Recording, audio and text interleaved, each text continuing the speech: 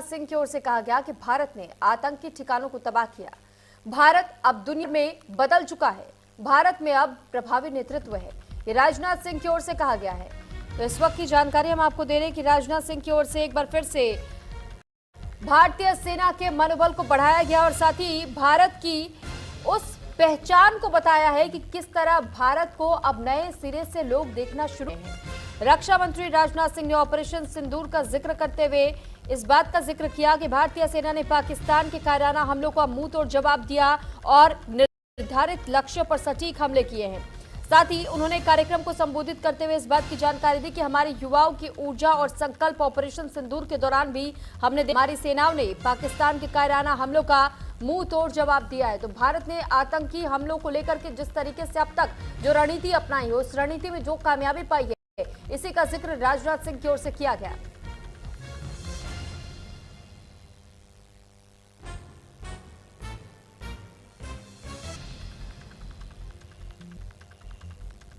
मैं इस मौके पर हम सबके लोकप्रिय प्रधानमंत्री मोदी जी का आभार व्यक्त करना चाहता हूं कि उन्होंने शिक्षा के क्षेत्र में सुधार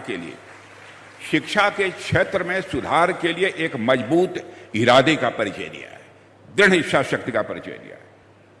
और मैं चूंकि शिक्षा जगत से जुड़ा हूं, देवियों सज्जनों, मैं जानता हूं कि एजुकेशन में रिफॉर्म लाना, शिक्षा क्षेत्र में सुधार करना यह कोई आसान काम नहीं था। कई कमीशंस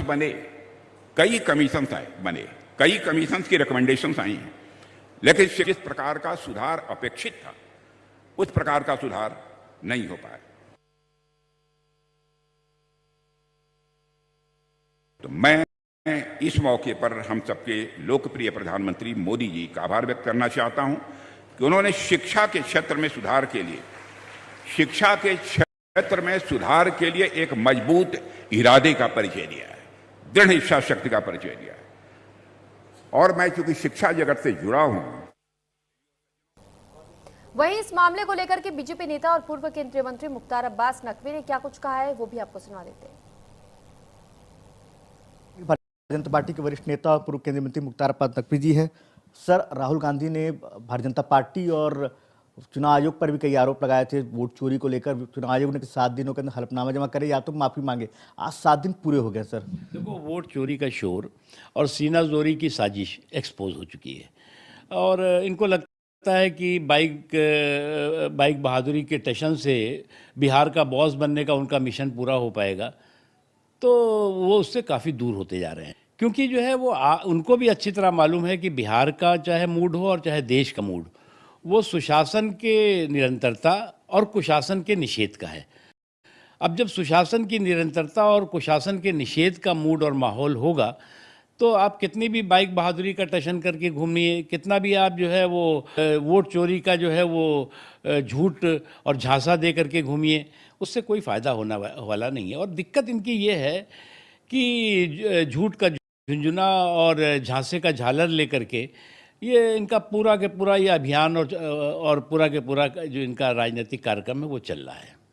संविधान संशोधन विधेयक को लेकर विपक्ष लगातार सरकार को घेरा और कह रहे हैं कि ये विपक्ष को समाप्त करने को लेकर ये बिल लाया गया। दूसरी तरफ मनोज झा ये बात कह रहे हैं, आरजेडी नेता है, वो कहते हैं कि आंतरिक और बाहरी जो विपक्ष है या बीजेपी के अंदर और बाहर के, उनको समाप्त करने के लिए बिल लाया गया है। कि किसी भी राजनीतिक पार्टी को कोई सरकार समाप्त नहीं कर सकती, उसके खुद करतूतें उसको समाप्त करती हैं, जनता उसको जो है वो समाप्त करती है।